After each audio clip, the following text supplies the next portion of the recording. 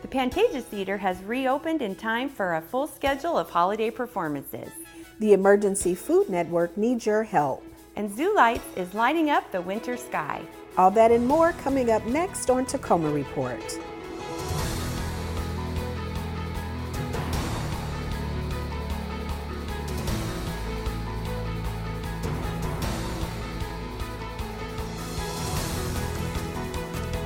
Hello and welcome to this edition of Tacoma Report. I'm Angie Foster. And I'm Laura Proctor. The holiday season is an important economic time for many local small businesses. Local small businesses help generate more economic activity in the communities they serve, and shopping with local independent producers and makers helps protect the environment. Now that we're deep into the shopping season, remember that by supporting our local small businesses and helping them thrive, we're helping Tacoma prosper. You can learn more about where to find local small businesses by visiting Tacoma's 15 unique business districts websites. If you're looking for local businesses and locally produced handmade items, the Proctor Farmers Market is Pierce County's only four-season market. Seasonal hours will continue every Saturday from 9 a.m. to 2 p.m. until December 15th. In January, winter market hours move to every second Saturday until mid-March. Visit the market to check out their diverse selection of fresh foods and artisan products available year-round. For more information, visit their website. It doesn't take a four-year degree anymore to get started on a career that will pay enough to sustain a family. That's what hundreds of teenagers from our area are finding out as they look into their own futures. John Phillips has more.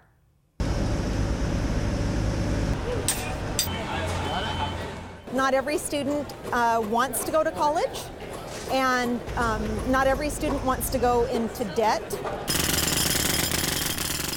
That notion is what draws hundreds of high school students to the state fairgrounds in Puyallup each year for Pierce County Career Day. The disc has a shaft that's connected to gears. It's on the backside of what's called the register. It's the largest such gathering where young people can scope out opportunities in one location to become the skilled workforce of tomorrow. The construction, transportation, law enforcement, and utility trades are all here to give them a little hands-on exposure to a potential career pathway.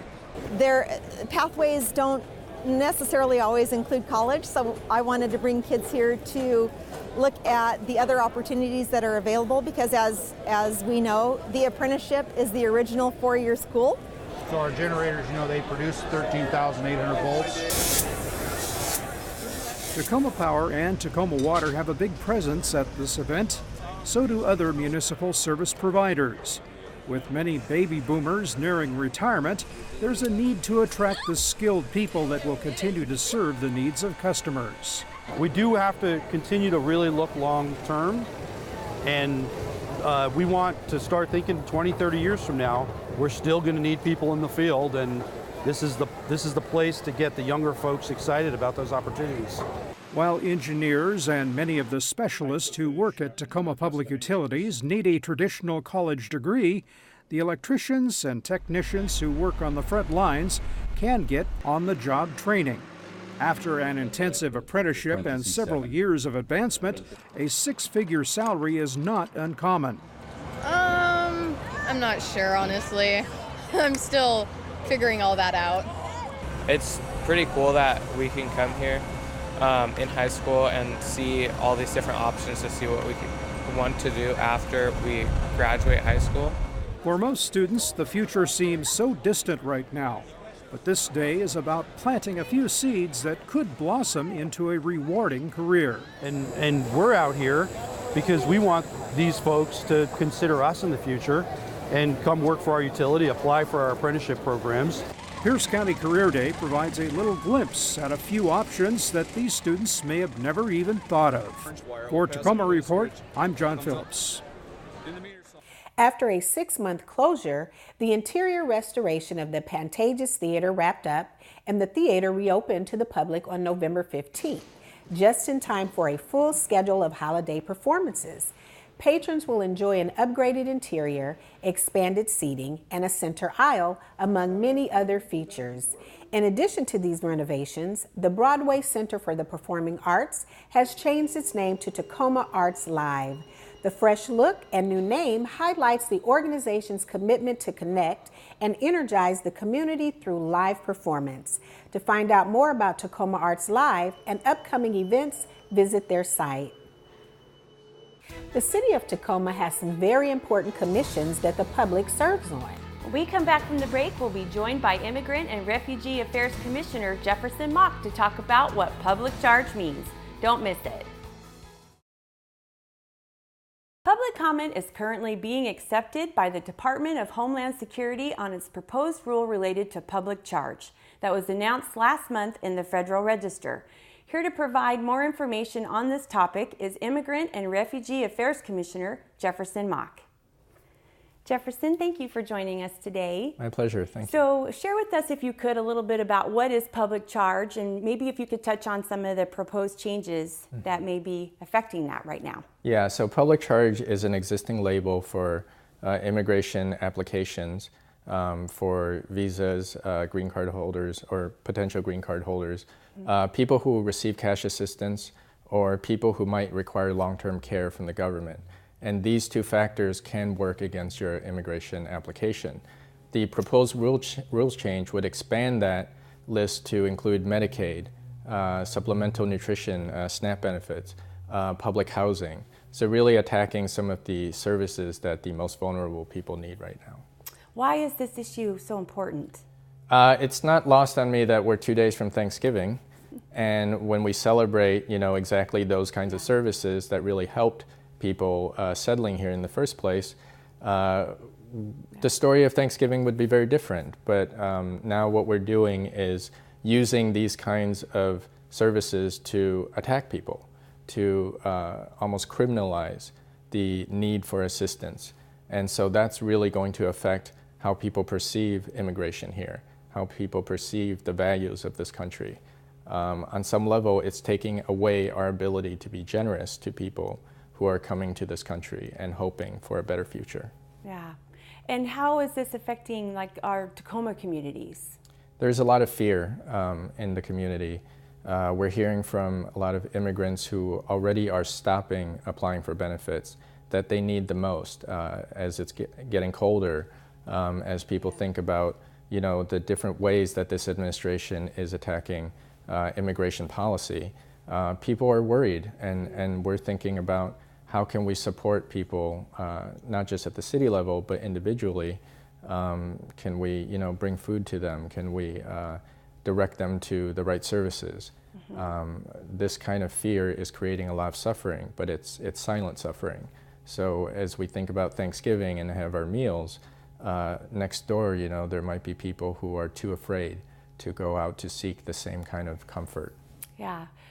What can people do about this issue? How can we help? So there is an open public comment period right now until December 10th. If you Google search public charge, public comment, you can find this on the web. You can call your representatives, senators, the governor, and express that you're opposed to this issue. Educate yourself about it. The Washington State's DSHS website has a lot of great information, and they're very supportive of immigrants and refugees. And they do provide accurate information in over 10 languages on their website. So educate yourself and think about, how can you act to inspire others to act? So we as a commission are a body of appointed volunteers. We're not actually employees of the city. So we can advise city council, advise public officials, but to really step up and think about how we bring resources.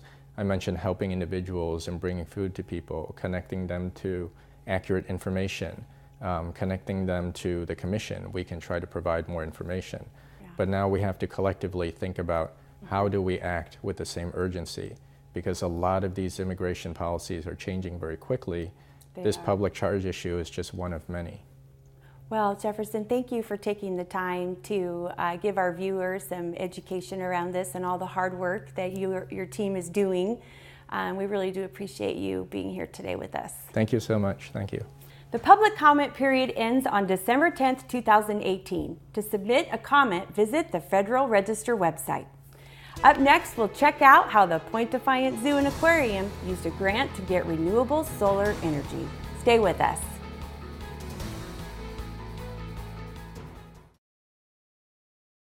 Clean, renewable solar power is now being generated at Tacoma's Point Defiant Zoo and Aquarium thanks to a program that lets customers invest in renewable energy. A newly installed rooftop solar array will help reduce future electric bills for the nonprofit. As John Phillips reports, Tacoma Power's voluntary Evergreen Options grant program is helping organizations like the zoo launch similar projects. Soaking up the sun is a popular thing for residents of the Asian Forest Sanctuary. Now the Tiger Conservation Campaign. But now the zoo is kicking it up a notch. 72 solar panels now gather up the sun's energy on the roof of the sanctuary building where the animals stay when they're not on exhibit. We're conscious of our utilities bills, like any business or organization probably is, but everything we can do to benefit the environment, to save electricity, we're constantly looking for ways that we can conserve and lower our footprint as well. It's the zoo's first solar generation project, and it got its jump start with Tacoma Power's first ever Evergreen Options grant. The $50,000 grant covered more than half of the project's installation cost. Power generated will help reduce the zoo's power bills for years to come, despite our cloudy winters.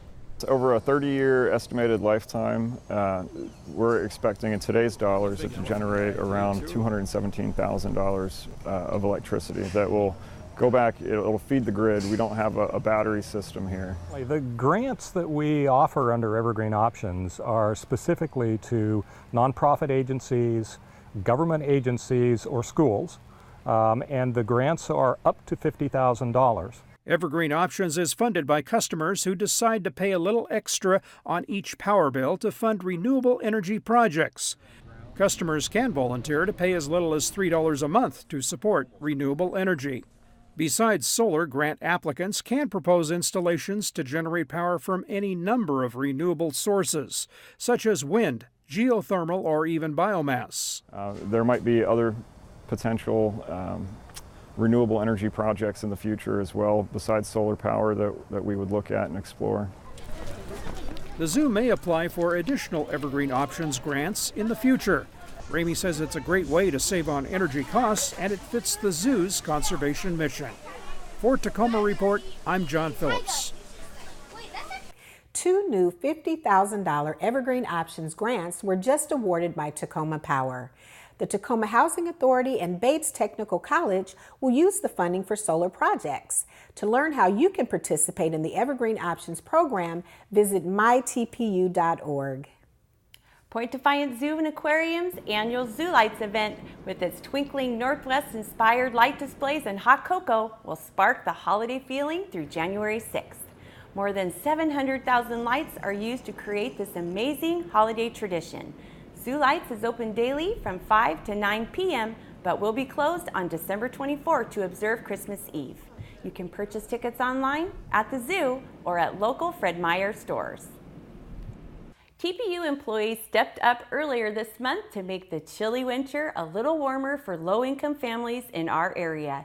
They've been collecting an assortment of warm clothing, including hats, underwear, coats, and socks for those in need. It's called the Hugs Drive, and it benefits the Hope Spark Social Service Agency. The 448 items collected this past month will be distributed to about 800 low-income families in the coming weeks. TPU employees have been conducting the annual drive for more than a decade. The annual Fall United Way campaigns just wrapped up for Tacoma Public Utilities and City of Tacoma general government employees. Together, their campaigns raised over $250,000 for United Way agencies that help people in our community.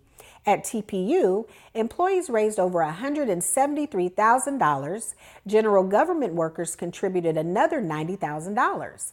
Over several weeks, there were a number of special fundraising events, such as a gift basket raffle and a guest waiter competition between the two city employee groups. A major portion of the funds are raised through traditional payroll deduction pledges. The campaigns are all employee driven and are among the largest government division contributors to the United Way of Pierce County. After the break, find out how you can help give back to the community. And a Tacoma fire station has temporarily closed. We'll tell you which one. Don't go away.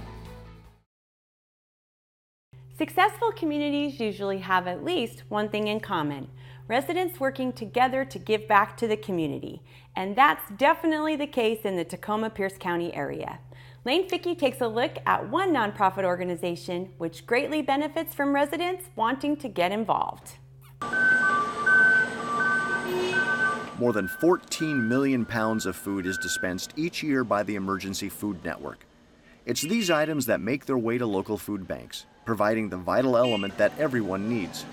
It's quite a scene at the distribution center, with food arriving on a continual basis, while at the same time, other items are being prepared to go out. And what helps the Emergency Food Network run like a well-oiled machine? It's the volunteers. And the only thing it takes is a willingness to help. We have more than 3,000 volunteers every year, and they do all kinds of things for our organization. They help us here at our repack project, packing pears, scooping rice, scooping oats, things like that, packaging it into family-sized portions. We also have volunteers out at EFN's Mother Earth Farm. So volunteers help with weeding and seeding and also harvesting the food from the farm. We also have volunteers help with countless fundraising events we have throughout the year. Many of EFN's volunteers are repeat helpers, coming the first time as a way to help the community, but then finding out that it's also a great way to connect with other people. This is my third time volunteering here at EFN, and our city employees come together, and it's a wellness activity, it's a team building activity, but also it's giving back to the community.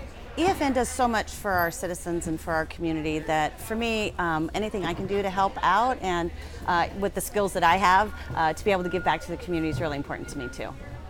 I just find it to be a really rewarding experience. It's fun to work with different folks from within my own employees in my own city, and then as well as this is such an amazing organization. The fact that they are able to do so much for our community. It's a small price to pay to take a morning and come here, work together, do some team building, but really give back to our community and to the folks that need this so desperately. The volunteers are really the lifeline for this essential organization. This food does not get to the food banks in the Tacoma-Pierce County area without them, and that means thousands of families would have to go hungry even more than they already are.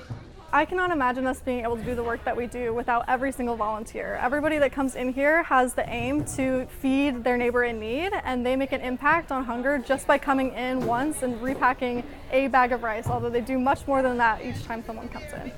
For Tacoma Report, I'm Lane Fickey. To learn more about the Emergency Food Network or to get information about how you can volunteer at EFN, go to their website. Tacoma's Fire Station 13 in the Proctor Business District is closed temporarily to allow for the repair and repainting of the apparatus bay. Tacoma Fire has assigned Ladder Truck 3 from Station 9 and Engine 13 from Station 16 to respond to calls in that service area until the station is reopened. The temporary closure was announced at the end of October and is expected to last 6 to 8 weeks. And finally, the city's Public Works and Environmental Services Department wants residents to be ready when heavy rainstorms happen. That's why these departments are providing free sandbag supplies to the public for personal use.